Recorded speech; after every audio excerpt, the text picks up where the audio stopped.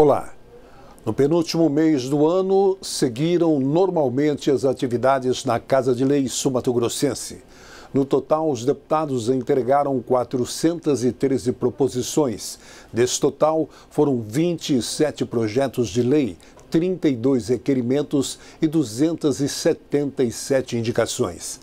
Essas indicações são sugestões encaminhadas pelos deputados aos poderes com sugestões de ações ou soluções de problemas a serem tomadas. Atentos às questões em alta na sociedade, os deputados costumam dar esse tipo de resposta, como é o caso do projeto de lei que pedia a proibição da plantação de cana-de-açúcar no Pantanal sul-mato-grossense.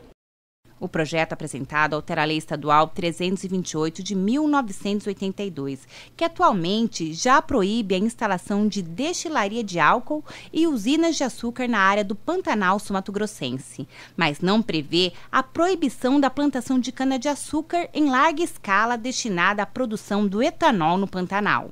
Então, já que o presidente abriu essa questão, que pode trazer prejuízos para o bioma do Pantanal, inclusive para as nossas relações comerciais, porque alguns países não compram etanol se a cana-de-açúcar for produzida em áreas que estão desmatando ou degradando o meio ambiente. Então, essa decisão do presidente pode até prejudicar as relações comerciais do Brasil com outros países. Conforme o parlamentar, é preciso enrijecer a legislação estadual para fazer oposição ao decreto presidencial que libera a plantação da cana nos biomas. Existia um decreto federal que proibia o plantio da cana-de-açúcar no Pantanal e na região amazônica.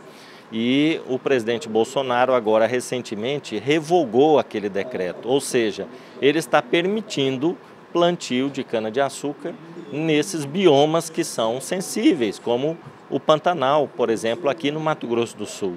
Aqui no estado nós temos uma luta histórica, desde 1982, teve um movimento da sociedade muito forte que resultou numa lei, a Lei 328 de 1982, que proíbe a instalação de usinas de álcool na região do Pantanal, né? Nós estamos fazendo agora um projeto de lei para incluir naquela lei a proibição também do plantio da cana-de-açúcar.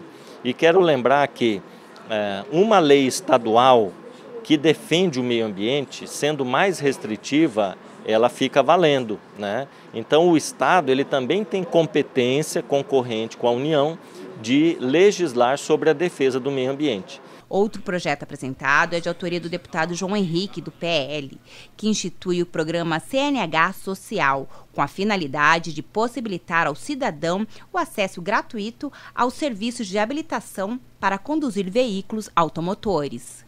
Nós acreditamos que aqueles jovens, aquelas pessoas que possuem baixa renda, mas consigam, através dos seus próprios méritos, demonstrar para o executivo que podem progredir, que devem avançar. Muitas pessoas utilizam a CNH para trabalhar como motorista, como taxista, motoristas de aplicativo, motoristas particulares. Então isso pode ajudar uma série de pessoas que precisam crescer na vida. Então os outros estados já começaram a avançar em programas similares.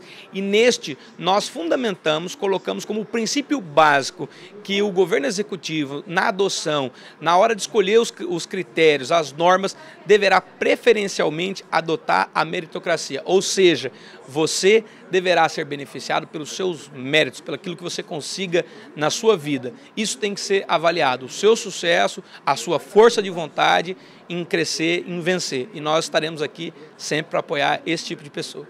Foi aprovado no fim de novembro o projeto de lei que coloca policiais como público-alvo das campanhas de vacinação geridas pelo poder público.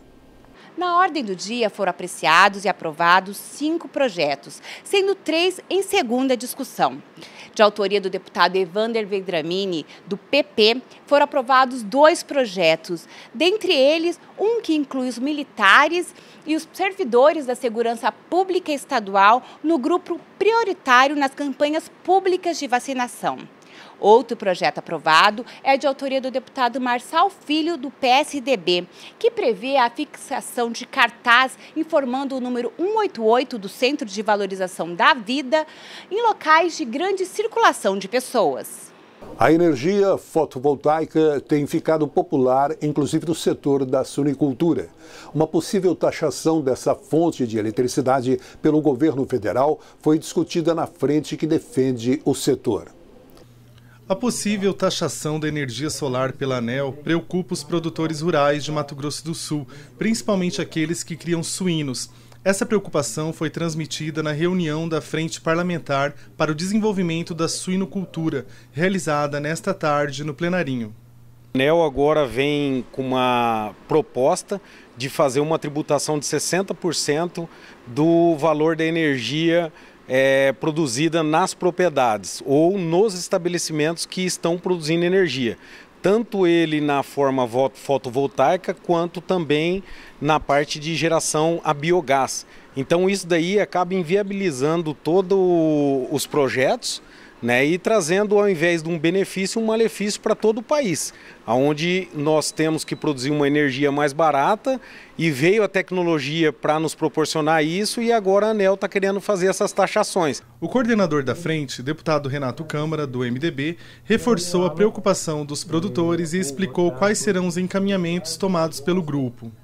A questão da energia fotovoltaica, que é a suinocultura é uma grande produtora de energia, porque os seus dejetos acabam virando gás e toda uma tecnologia que transforma esse gás em energia elétrica e ela acaba sendo autossuficiente disso. Então nós estamos discutindo a questão da taxa, a questão de isenção, questão de esses encaminhamentos que nós temos que fazer para a ANEEL, porque o produtor, além dele produzir, ele ser taxado ainda, ser cobrado pela produção que ele está fazendo. Então, é uma discussão muito importante que dá mais sustentabilidade à cadeia produtiva da suinocultura. Mato Grosso do Sul conta hoje com mais de 320 produtores de suínos, responsáveis pelo abate de 2 milhões de cabeças por ano, fator que contribui para a economia do estado. A taxação da ANEEL pode prejudicar essa cadeia produtiva. Fora isso, muitos produtores também alegam que vêm sofrendo com a falta de segurança no campo. Diante desse cenário, políticas públicas por parte do governo são essenciais. A grande preocupação hoje são com os assaltos que ocorrem na região, né? Produtores rurais, suinocultores. Então a ideia hoje é trazer o tema para que seja discutido aí na frente parlamentar, para que o governo, os deputados, a Câmara, procure o que pode ser feito nesse contexto da segurança rural, a segurança pública no campo. Então essa a gente vê que é a grande dificuldade, porque não existe políticas públicas voltadas para o campo. Né? A exemplo de Goiás, do estado de São Paulo, que já consegue ter patrulhas rurais, né? Coisa que hoje não acontece no Mato Grosso do Sul e que a gente não vê nenhum tipo de trabalho nesse sentido. Durante a reunião ainda foram empossados membros remanescentes da frente e discutidas as próximas pautas. O coordenador do grupo fez um balanço sobre os trabalhos realizados neste ano. A suinocultura hoje no estado de Mato Grosso do Sul tem um potencial de crescimento muito grande. Nós já vimos nos outros debates, você pega Santa Catarina, que tem pouca produção de milho, por exemplo, e ela tem em torno de 8 milhões de cabeças de suínos. Isso gera em torno de 100 mil empregos.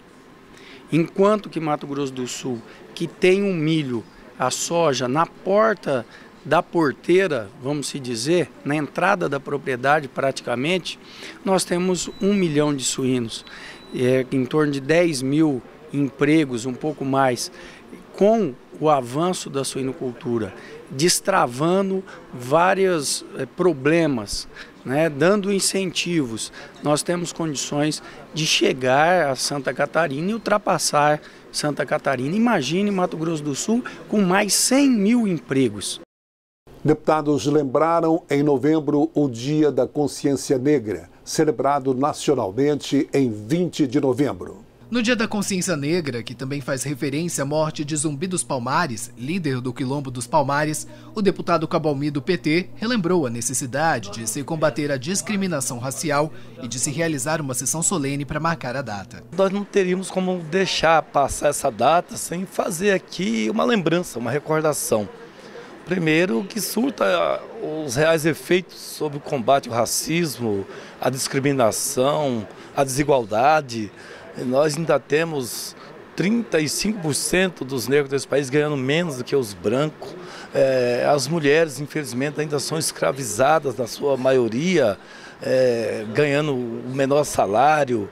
Então, eu procurei fazer aqui essa recordação na tribuna da casa, pedir à mesa diretora que possamos realizar uma sessão solene, em que nesse dia possamos estar homenageando aqueles negros e negras que se destacaram ao longo dessa trajetória e que, por merecimento, merece ser relembrada e recordada, fazendo com que nós não tenhamos nesse país a vergonha que ainda existe por parte de branco discriminando os negros. Esse é o nosso papel, o nosso trabalho. Para o deputado Rinaldo Modesto, do PSDB, é preciso se trabalhar contra o preconceito e intolerância, a começar pelas escolas. Existe uma discriminação muito forte no nosso país, não é só em relação ao negro, né?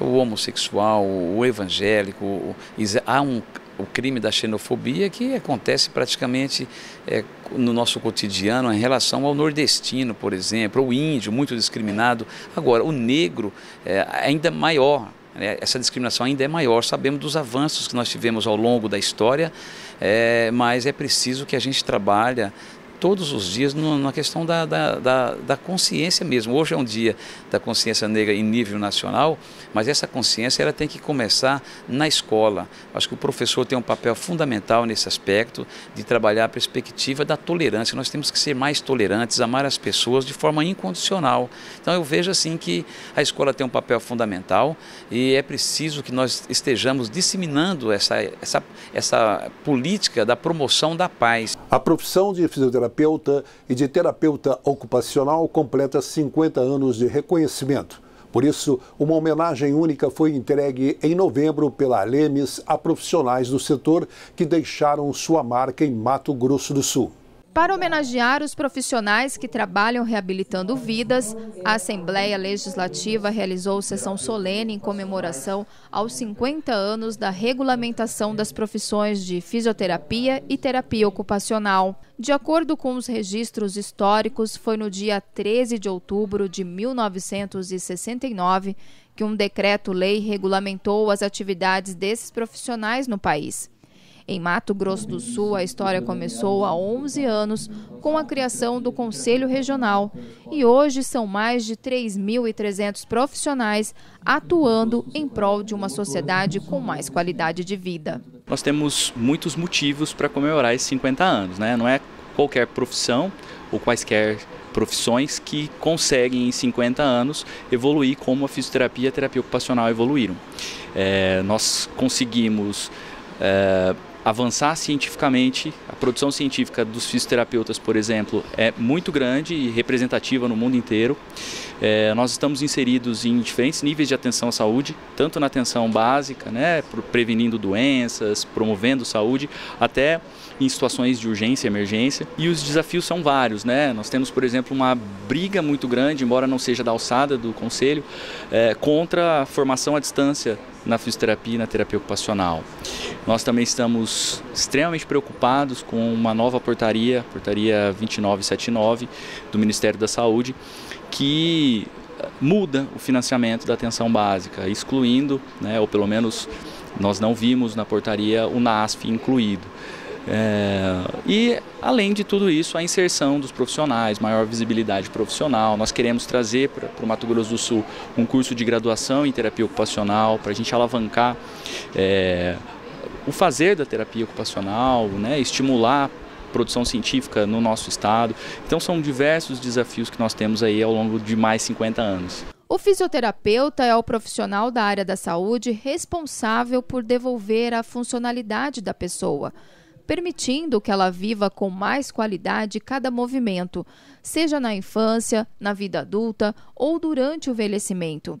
Assim é o dia a dia do fisioterapeuta Daniel Martins, que há 18 anos exerce a profissão no Hospital Universitário de Campo Grande e também em uma universidade da capital.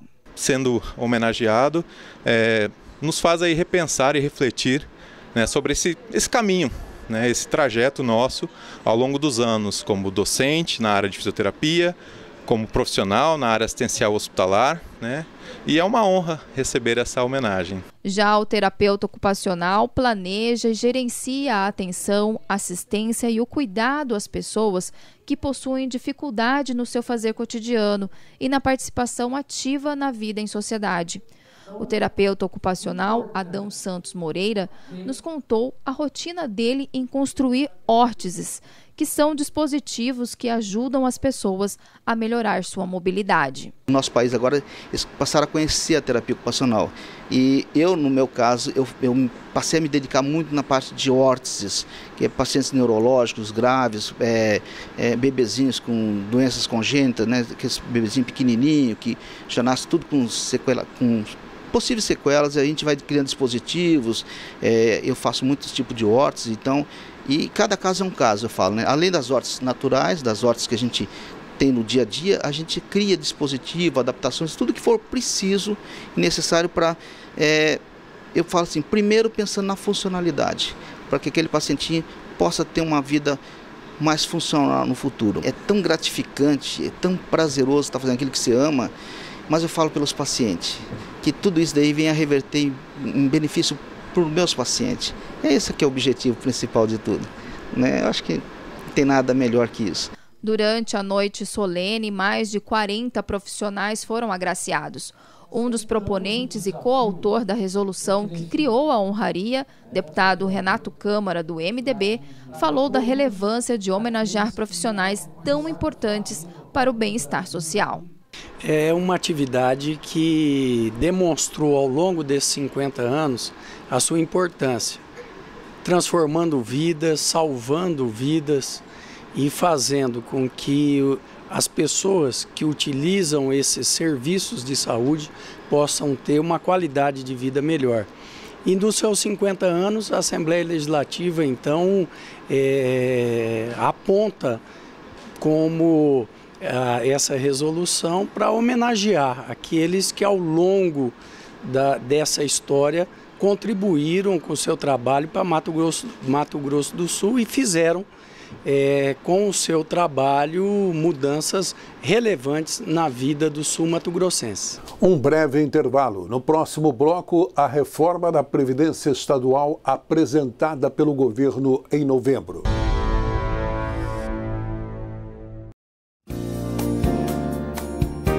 Pensando em quem tem deficiência física e mobilidade reduzida, a Assembleia Legislativa de Mato Grosso do Sul melhorou suas dependências e investiu na comunicação para a inclusão. Rampas com corrimões em braille facilitam o acesso dos cadeirantes e cegos. Quem não enxerga pode usar pisos táteis como guias aos 2 plenários, saguão, banheiros e elevador. Bebedouros e banheiros adaptados, rampa no plenarinho, assentos especiais no plenário e escadas sinalizadas são realidade. No estacionamento, a reserva de vagas atende a quem precisa. O telejornal Legislativo Visual, apresentado por intérpretes de Libras, aproxima a comunidade surda da TV Alemes. Já o site da casa oferece recursos que otimizam a navegação para os cegos e surdos. Esse é o programa Lemes Acessível, mostrando que não tem progresso sem acesso.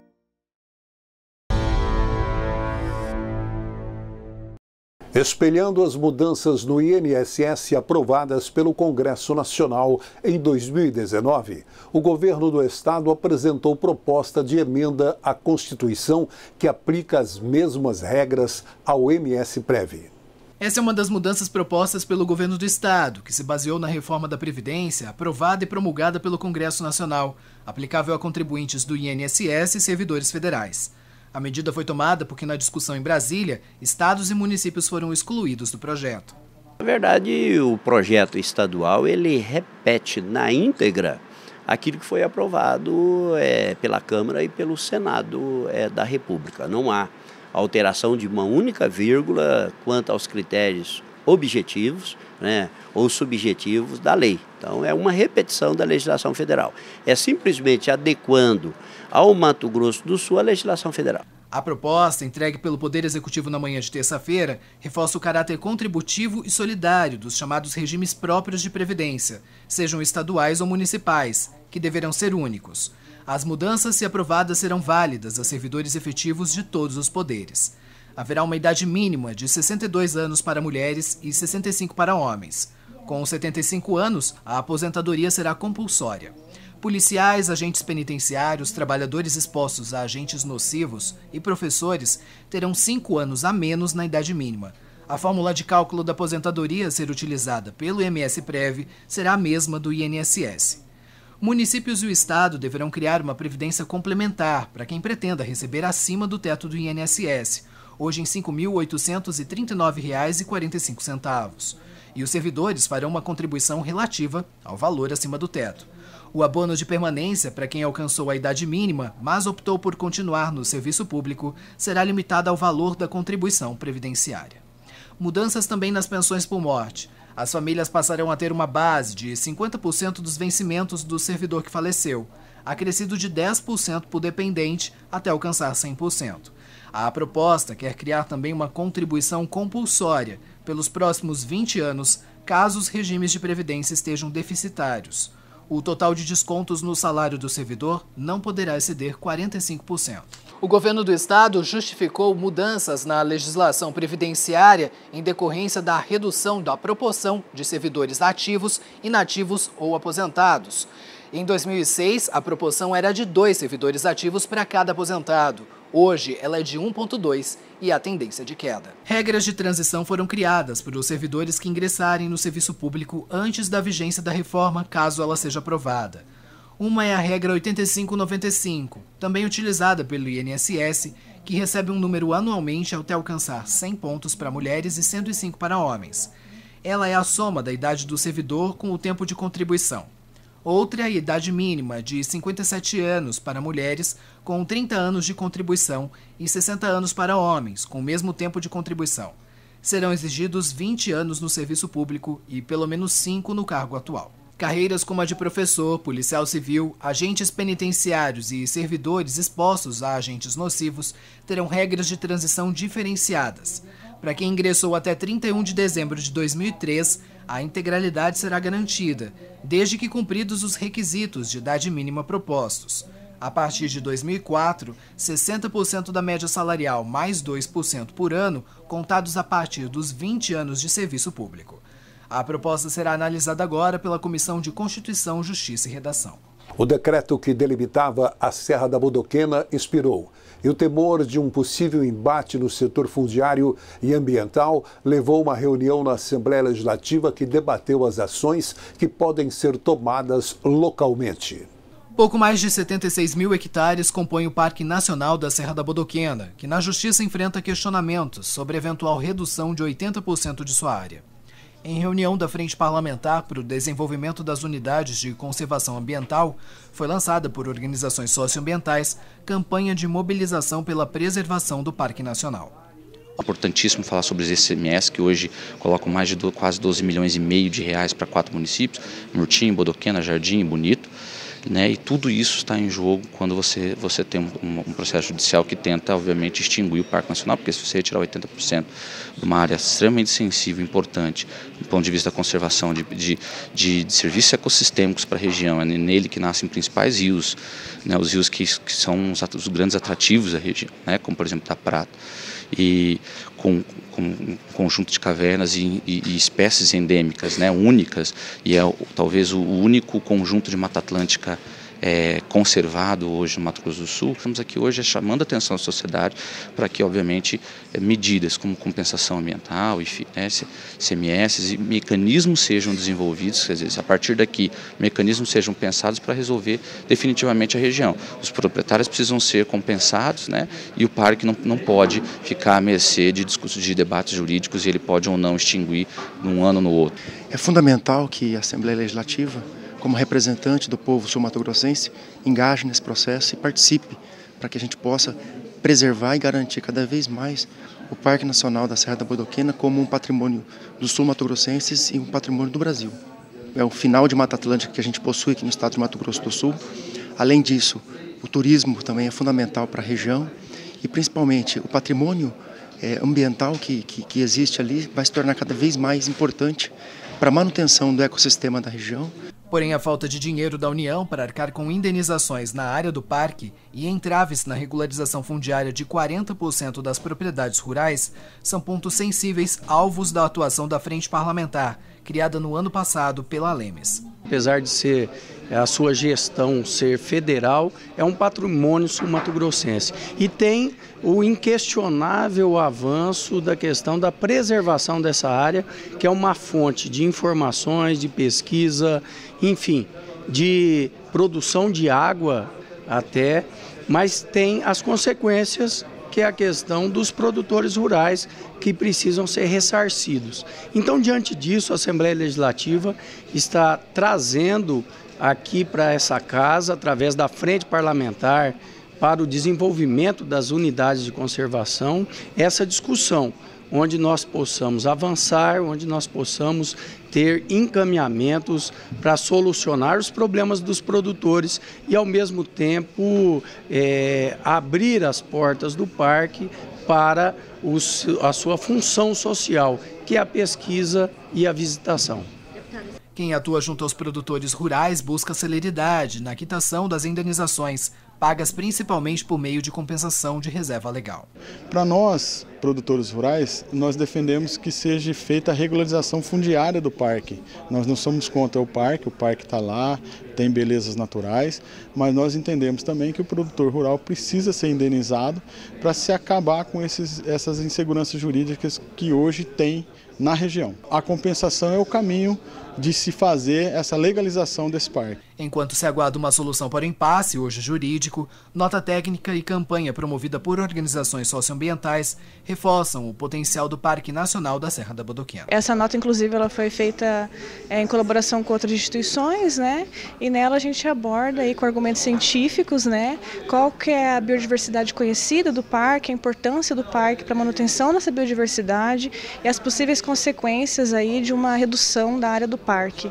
Então a gente tem informações já publicadas na ciência que embasam, né, a nossa argumentação, e a gente tem também dados novos, inéditos, que não foram publicados ainda, mas que nós conseguimos diretamente com os pesquisadores, né, das universidades, a Universidade Federal de Mato Grosso do Sul, que disponibilizaram para a gente os dados antes de ser publicado, exatamente nessa parceria de todo mundo em conjunto, né? Então a gente tem aí, por exemplo, 20 espécies novas de líquens para a ciência, uma espécie nova de anfíbio, não descrita ainda, que eles ainda estão trabalhando na descrição dessas espécies.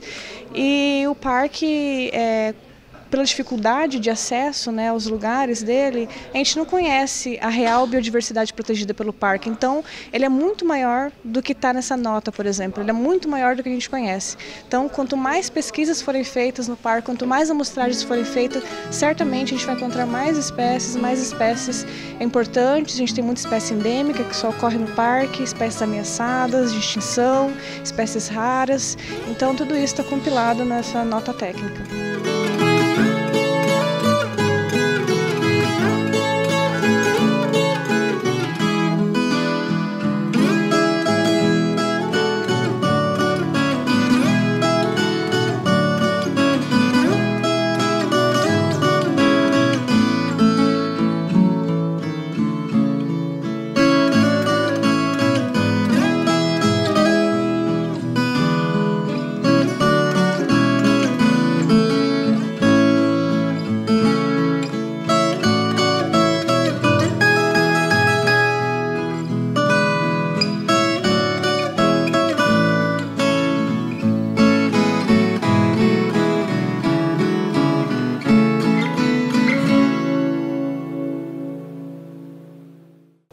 A efetividade do Fundo Estadual do Idoso e o acesso de fato à gratuidade em passagens intermunicipais foram tema de reunião da Frente Parlamentar em defesa dos direitos da pessoa idosa.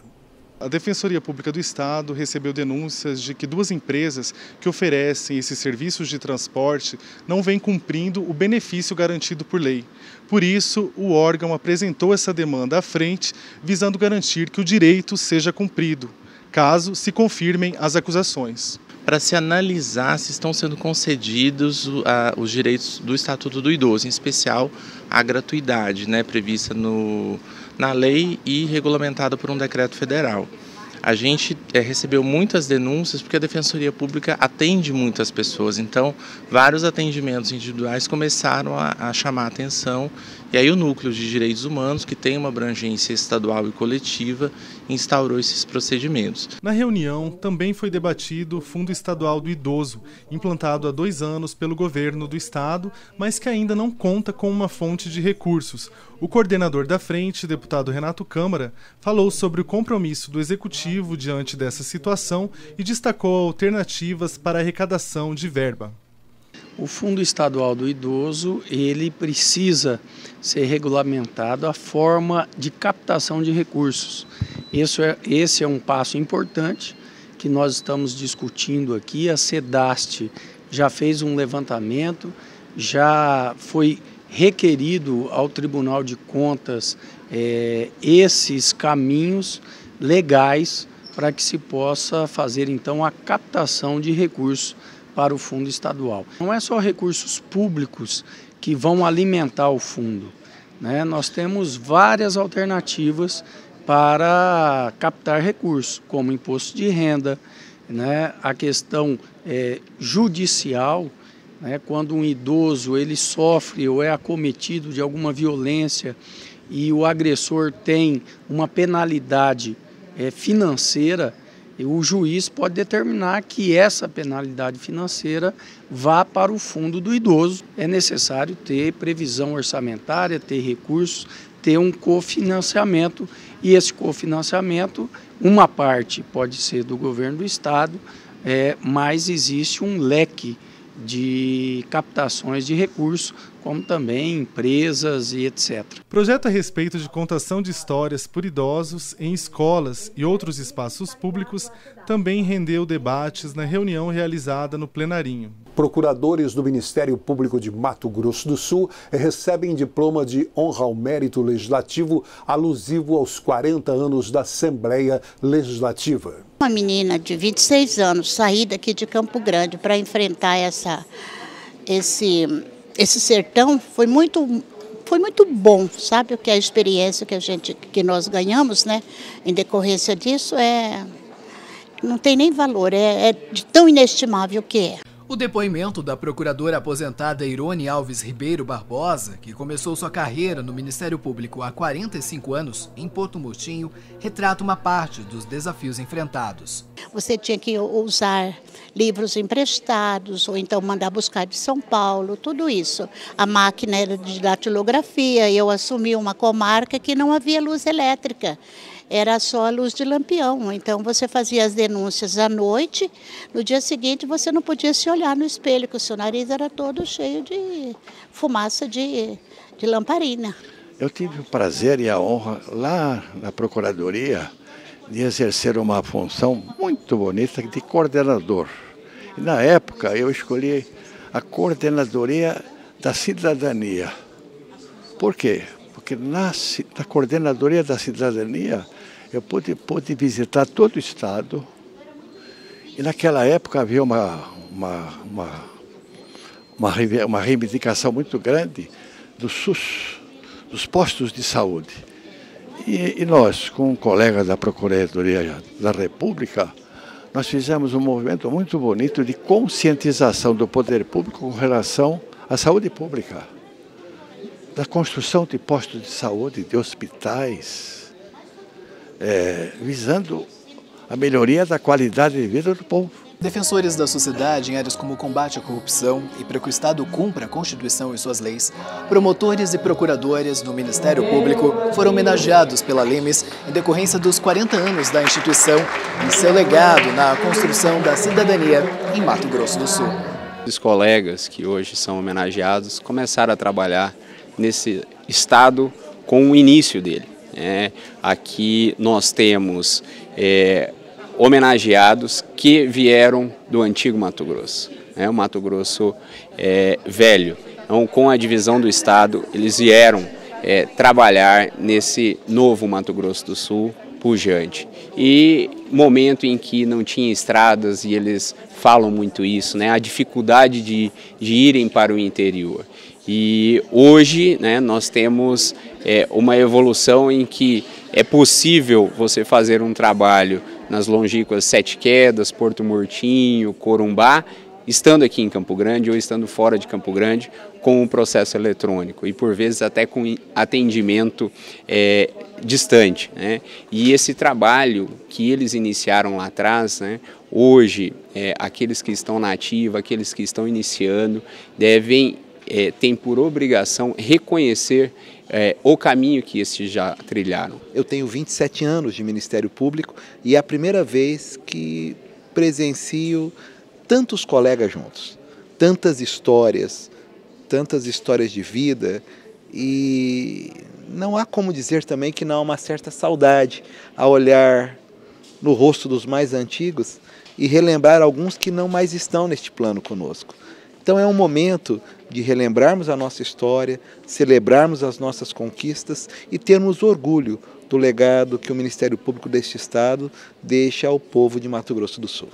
O presidente da Assembleia Legislativa, deputado Paulo Correia, relembrou durante o evento que todas as instituições do Estado estão sendo reconhecidas durante as comemorações dos 40 anos da primeira Constituição. Isso foi uma construção que todos nós participamos e aí o Ministério Público tem papel fundamental nisso. Então não poderia faltar o Ministério Público como também um dos construtores dessa grande história do Mato Grosso do Sul. Por isso nós estamos aqui para homenageá-los. E homenageando a história do Ministério Público, nós estamos homenageando a história do Estado de Mato Grosso do Sul.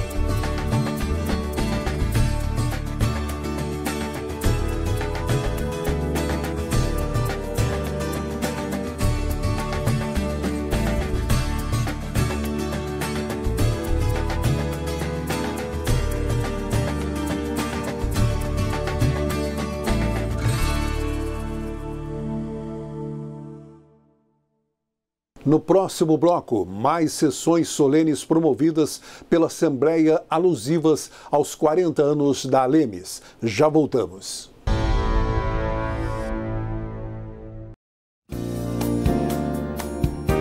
Pensando em quem tem deficiência física e mobilidade reduzida, a Assembleia Legislativa de Mato Grosso do Sul melhorou suas dependências e investiu na comunicação para a inclusão. Rampas com corrimões em braille facilitam o acesso dos cadeirantes e cegos. Quem não enxerga pode usar pisos táteis como guias aos 2 plenários, saguão, banheiros e elevador. Bebedouros e banheiros adaptados, rampa no plenarinho, assentos especiais no plenário e escadas sinalizadas são realidade. No estacionamento, a reserva de vagas atende a quem precisa. O telejornal legislativo visual, apresentado por intérpretes de Libras, aproxima a comunidade surda da TV Alemes. Já o site da casa oferece recursos que otimizam a navegação para os cegos e surdos. Esse é o programa Alemes Acessível, mostrando que não tem progresso sem acesso.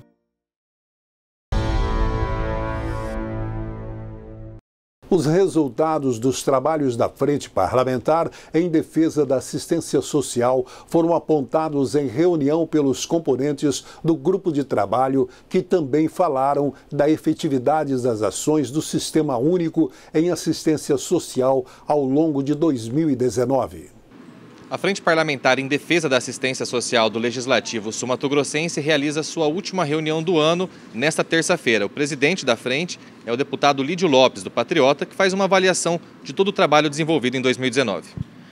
Bem, hoje nós realizamos a última sessão da frente para poder fazer, na verdade, uma prestação de contas e ver o que a gente conseguiu avançar no decorrer deste ano com relação à Frente Parlamentar em Defesa da Assistência Social e principalmente no que tange recursos do SUAS, do FES, que são os recursos estadual, recurso federal, para atendimento, na verdade, às assistências sociais do estado do Mato Grosso do Sul. A gente conseguiu avançar em algumas coisas, a gente conseguiu fazer uma empreitada frente à SomaSul, que são os prefeitos do Mato Grosso do Sul, para que também eles levem as reivindicações da assistência social até a bancada federal, e também estamos numa empreitada junto ao Ministério para que a gente possa alavancar recursos e que os recursos federais atinjam o objetivo do ano que vem, porque nós temos uma grande preocupação do corte de recursos no que tange a assistência social. A maior preocupação dos membros que compõem a frente é o reajuste no orçamento destinado às pastas das demais esferas pelo Executivo Federal. Por isso, o presidente do Colegiado Estadual de Secretários de Assistência Social, Sérgio Vanderly, acredita que a partir de agora os esforços devam se concentrar nas decisões políticas. Nós temos grandes dificuldades, mas também temos grandes parceiros. Eu digo hoje que o problema não é mais uma questão técnica, é uma questão política. Um país que tem aumentado o desemprego, nós temos assistido isso, nós temos o fenômeno novo dos apátridas, das pessoas em situação de rua. E aí, esse ano, por exemplo, nós temos município que não recebeu ainda parcelas do repasse para a manutenção do serviço. E a notícia do corte do orçamento da assistência social para o ano que vem de 64%. Então é uma luta nacional, nós estamos todos mobilizados. Estivemos na SomaSul, a Associação dos Prefeitos de Mato Grosso do Sul, com o deputado Lídio, que é o coordenador da Frente Parlamentar de Defesa da Assistência Social, para sensibilizar os prefeitos. Porque, na verdade, a recomposição do orçamento trata-se mais de uma questão política, né, que os prefeitos vão ter que conversar com os senadores, com os deputados federais. E é dessa forma que a Frente Parlamentar tem se mostrado um instrumento eficaz nas garantias de direitos humanos dos beneficiados pela assistência social em Mato Grosso do Sul. Tem sido para todos nós gestores uma grata, não surpresa, mas satisfação, não do envolvimento, porque alguns se envolvem com a questão, mas o deputado Lídio ele tem se comprometido. Ele foi à SomaSul, tem notícias agora de que ele vai em cada município tentar levar a frente parlamentar para que seja criado também as frentes parlamentares municipais de defesa da assistência social. Por quê? A assistência social é uma política que ela não é muito lembrada. Todo mundo sabe de educação, se fechar uma escola, os pais se mobilizam, se faltar um médico no hospital, todo mundo está em cima, mas a assistência social pode ficar meses sem assistência social fechada e a população ainda continua agradecendo, porque não entende a política da assistência social como uma política de direitos, que é de direito do cidadão, dever do Estado, e que ele, na verdade, não tem uma questão aqui de relação de favor. A Assembleia Legislativa, através hoje da frente, a gente mobiliza a nível nacional. Nós estamos mobilizando todas as frentes nacionais de Assembleias Legislativas dos estados para que a gente possa alavancar essa demanda a nível de estado para o Ministério, para que os estados sejam atendidos. Essa é a grande preocupação. Eu acho que o ano que vem a gente consegue avançar bem e ver a assistência social ser melhor atendida nos estados. Um reordenamento de escolas promovido pela Secretaria de Estado de Educação causou revolta em comunidades de colégios a serem fechados. Muitos desses estudantes e professores pediram apoio da Assembleia Legislativa na busca por uma solução.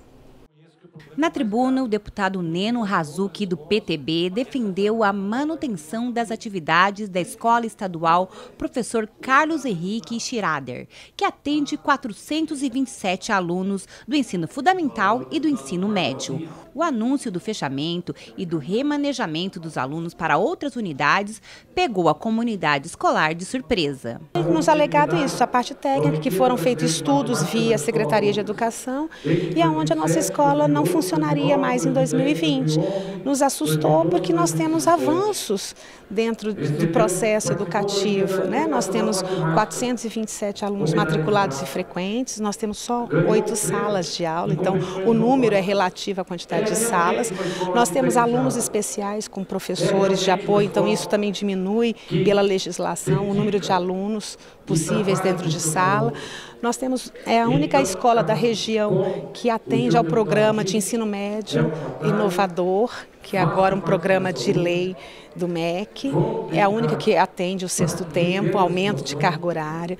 Nós temos todas as modalidades de esportes no contraturno, para que os alunos possam ficar mais tempo na escola, que também é uma iniciativa da sociedade, né, em relação a deixar as crianças na escola. Então foi pega de surpresa. Nós aumentamos o IDEB, que quando eu peguei a escola estava em 3,15, nós aumentamos para 4,4. Nós temos 3% de evasão do ano de 2018. Então a gente não sabe quais foram os critérios técnicos que levam a essa situação. A nossa escola atende os indígenas, que a nossa escola é a única ali perto dos indígenas. Aí eles também atendem os pessoais com dificuldades que precisam de professores de apoio. Então seria uma injustiça fechar a escola do nada. Para onde que esses alunos iriam? Para o cacique da aldeia Marçal de Souza, a escola tem um papel fundamental na formação das crianças. Cerca de 40% dos alunos da escola são indígenas. Essa escola representa muito para nós, porque hoje eu, como representante da comunidade indígena, nós temos uma escola municipal, Sullivan Silvestre, Tuneca Livonó, que ela vai até o 5º ano. Então, do 5º ano, nós, moradores, já matriculam nossos filhos dentro da escola Professor Carlos Henrique Schirader. Então, ontem recebemos essa notícia, nos pegou muito de surpresa. Os moradores, os professores, os alunos, nós como representantes, nós repudiamos isso. O assunto foi debatido pelos deputados da base do governo e de oposição. Todos reconheceram que a escola vem alcançando índices satisfatórios na educação e se comprometeram em fazer a interlocução junto ao governo estadual. A Assembleia Legislativa, por seus parlamentares, estarão dialogando com a Secretaria de Educação, com o governo do estado, acerca dos motivos e das razões que podem estar levando ao fechamento dessa escola. O fechamento de escola é um assunto grave. Envolve alunos, professores, pais, administrativos. Não é um assunto simples, ele é complexo. Nós temos que ouvir a educação, ouvir a comunidade escolar. Eu acho que o diálogo é fundamental para verificar se estas argumentações apresentadas por cada um dos lados são procedentes. É evidente que nós estamos vivendo sob a égide de momentos de extrema dificuldade, onde se busca o equilíbrio econômico-financeiro, e as escolas, algumas que foram fechadas exatamente porque você tinha escolas próximas com salas ociosas e outras funcionando com a metade da sua capacidade. Então houve uma adequação e, obviamente, o princípio econômico-financeiro. Agora, nem sempre o econômico-financeiro há de preponderar sobre temas e assuntos relevantes como esse. É uma escola que apresenta elevado índice no IDEB, é uma escola de qualidade, é uma escola que tem um público indígena muito grande, portanto ela deve ser olhada com os olhos que merece ser observada. E a Assembleia Legislativa vai exatamente na liderança do governo buscar todos os argumentos que apresentem a manutenção ou o fechamento da escola. Se o governo pretende realmente fazer uma parceria com os parlamentares, eu pedi para o Sérgio de Paula, que é chefe da Casa Civil, que comunique a nossa secretária de Educação e o adjunto, que é uma pessoa muito compreensiva, que é o Édio, para fazer uma discussão com os parlamentares e previamente comunicar: pô, eu estou fechando por A, por B, por C, porque eu vou otimizar o dinheiro, porque o prédio da escola tal fica próximo a essa escola e tal, e eu vou economizar recursos tentando melhorar a educação. E o Sérgio Paulo disse que vai marcar, porque você recebe as mensagens de surpresa, você não sabe o que você responder como representante do governo e da base do governo, o motivo que está acontecendo isso. Na Lemes, a secretária de Estado de Educação se reuniu com deputados para explicar o porquê dessas medidas adotadas pelo Poder Executivo. De 2015 para cá, foram 16 mil alunos a menos. Se eu pegar 2010, são 52 mil alunos a menos. Daria para desfazer de 72 escolas, se fosse o caso, colocando escolas com 12 salas de aulas, de manhã e de tarde, 30 e 30. Então, se eu posso juntar numa escola só, 2 escolas, até 3 escolas às vezes, por que não o fazer e investir naquilo que é desenvolvimento e não só valorização?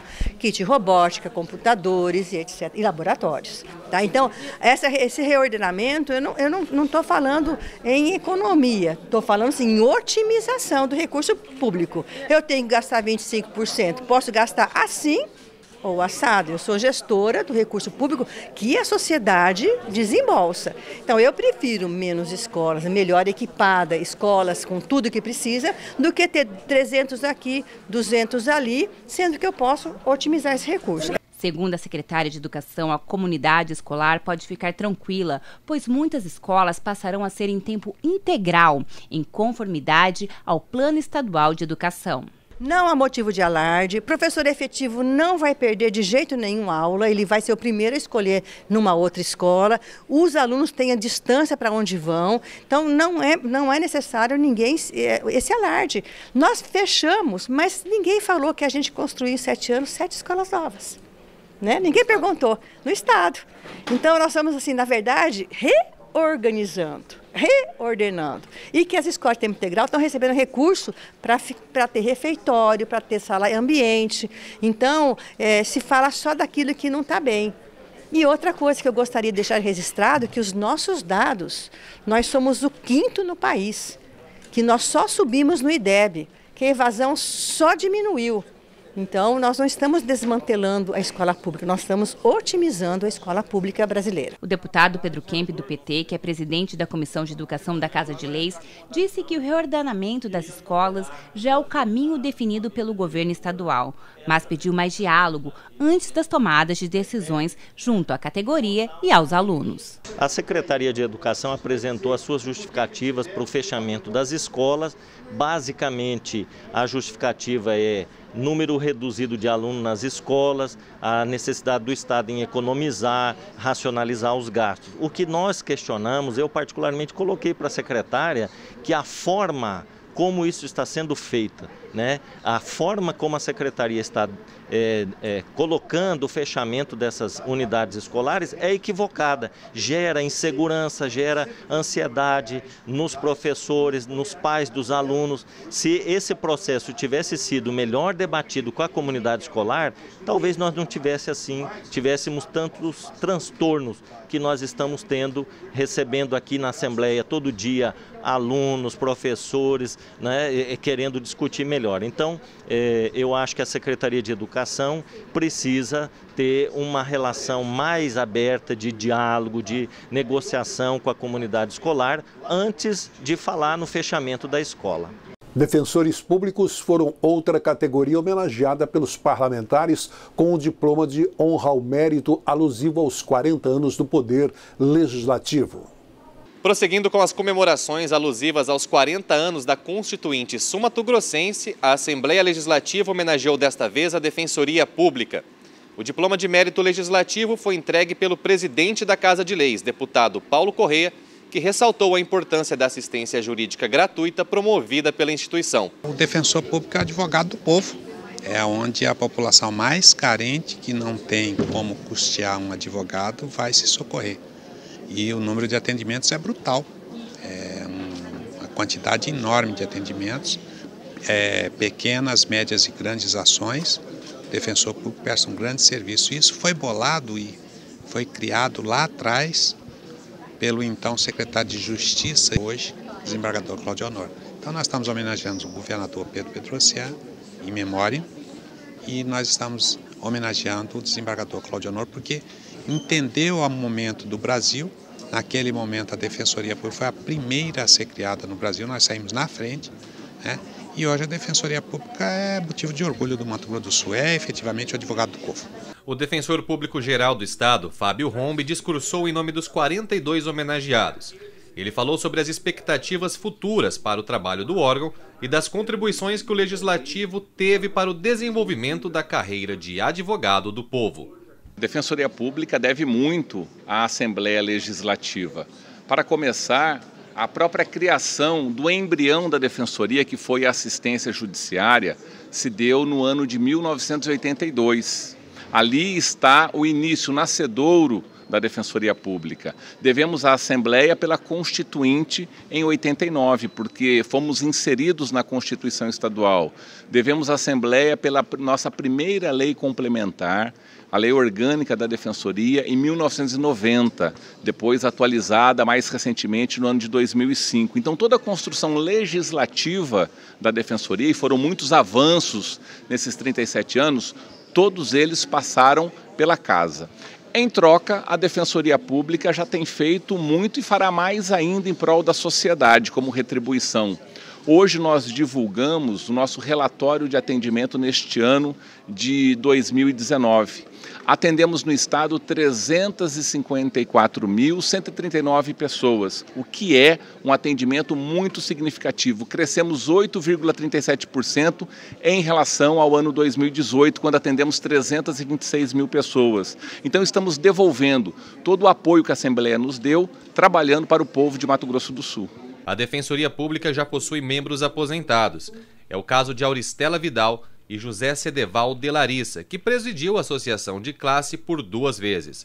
Eles falaram sobre os diferenciais que a profissão oferece. Gratificante você defender o menos favorecido pela sorte.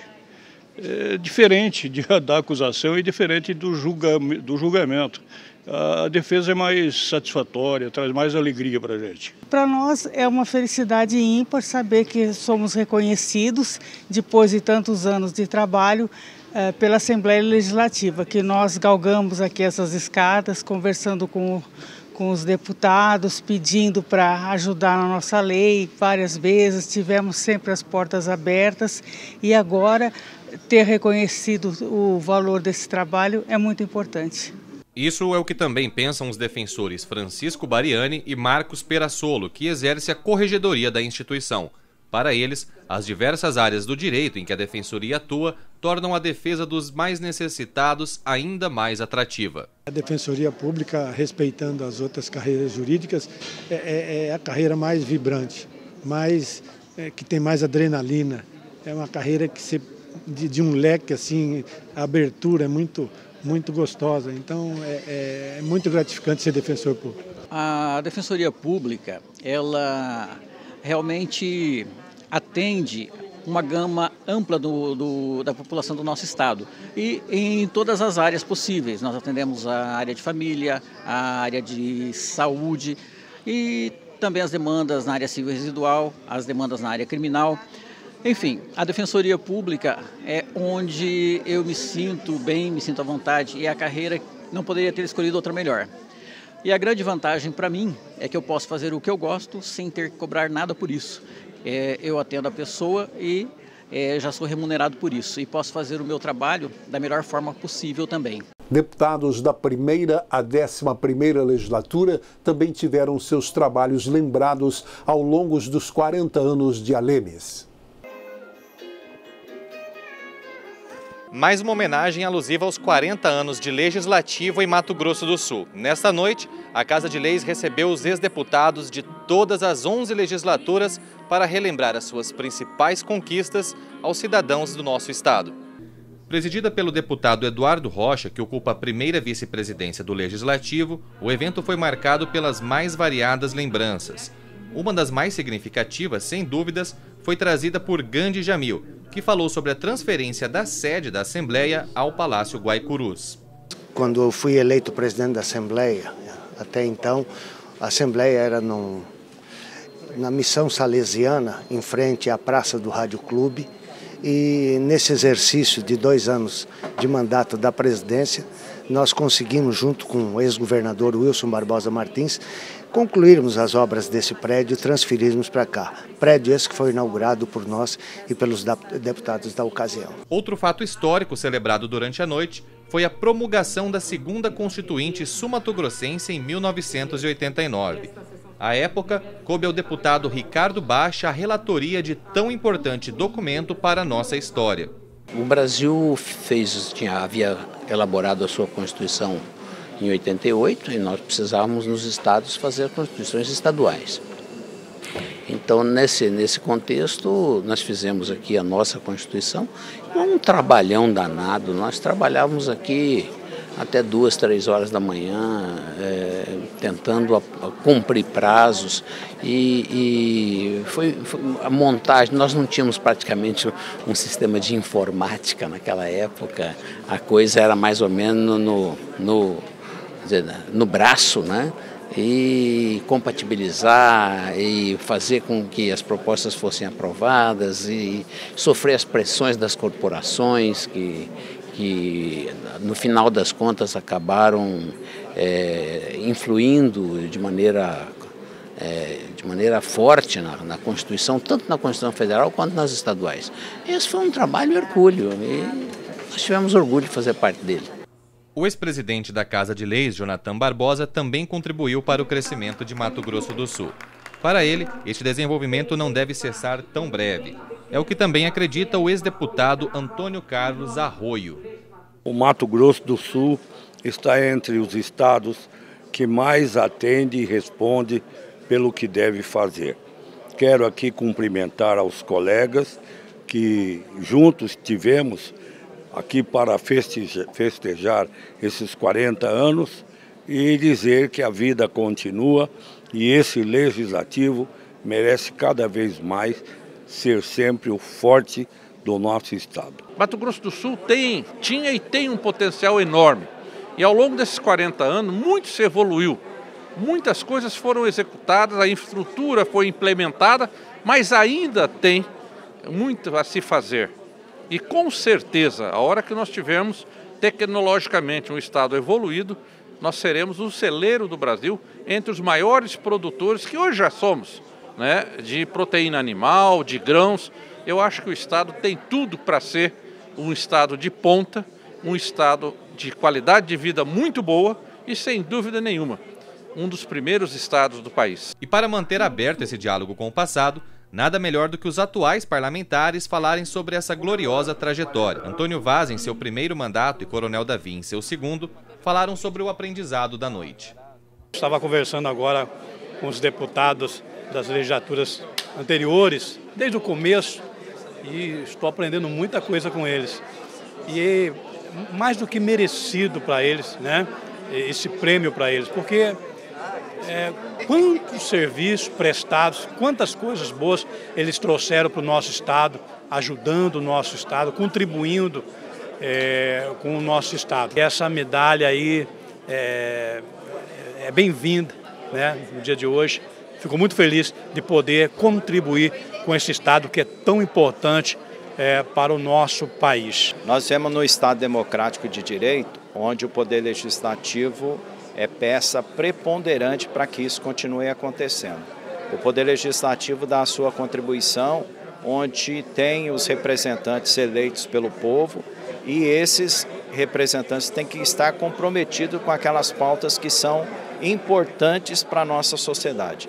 E é assim que eu vejo o Poder Legislativo hoje, irmanado com essa intenção da sociedade de realmente buscar algo melhor para o Mato Grosso do Sul. Da primeira à 11ª legislatura, deputados que participaram do processo de construção do Estado e de sua legislação foram homenageados em sessão solene. O retorno ao plenário, que outrora e ainda hoje cedia debates importantes, teve expressos sentimentos de dever cumprido e intercâmbio de experiências entre gerações. A memória, ela muitas vezes ela nos leva ao passado e à reflexão. E hoje nós estamos aqui fazendo o quê? Exatamente resgatando a memória e também nos impondo uma reflexão de tudo aquilo que já foi e que já passamos e que já fizemos, pensando no futuro, naquilo que poderemos fazer ainda. Temos aqui 80 e tantos parlamentares, mentes brilhantes que já passaram pelo parlamento, que já viveram situações que eu ainda viverei até o encerrar o desfecho do meu mandato. Então talvez seja uma oportunidade para repensarmos um projeto de lei, um projeto de governo de estado e criar um grande conselho onde nós pudéssemos voluntariamente contar com a colaboração, com as ideias dessas pessoas, principalmente em momentos de conflito de poderes, de crise. Acho que essas pessoas poderiam e deveriam nos ajudar e muito. Mulheres também deixaram sua marca nesses 40 anos de Assembleia Legislativa. As mulheres, elas têm um olhar mais para as famílias, um olhar mais aberto, né? E nós realmente chegamos a alguns pontos que outrora não se chegavam, né? Mas eu acho que tudo é construção e nós demos o nosso passo, nós demos a nossa contribuição e, quiçá, outras mulheres se coloquem à disposição para fazer com que Mato Grosso do Sul e o nosso Brasil tenham aí um olhar mais voltado às famílias. Mães, esposas e outros familiares foram os responsáveis por entregar o diploma de honra ao mérito legislativo a deputados e ex-deputados. Benedito da Palma Oliveira Neto, filho do ex-deputado Benedito Leal, da 2ª e 3ª legislatura, tem viva na memória a transição da família da região do Bolsão para Campo Grande, assim como a mudança do prédio do Legislativo do centro para o Parque dos Poderes. E naquela ocasião, quando chegamos aqui, não tinha um prédio onde comportava todos, né? Isso para mim ficou mais evidente depois, mas naquela ocasião a gente presenciava, que sempre eu ia visitá-lo quando pequeno, e o gabinete dele era na Praça do Rádio. E aí depois ele foi reeleito para o segundo mandato dele, né, 3ª legislatura, e aí já teve a transição na mudança para cá. Então, assim, foi importante a gente acompanhar, mesmo sendo pequeno, mas acompanhar o desenvolvimento da Assembleia, o desenvolvimento do Estado, já que tinha recém dividido, né, Mato Grosso do Sul. Então foi um grande ganho para a gente. Mirta Braga, esposa do ex-deputado Antônio Braga, que atuou da 6ª à 8ª legislatura, destacou que mais do que um reencontro entre os parlamentares do passado e presente, o evento reconheceu o trabalho realizado em prol do desenvolvimento do Estado.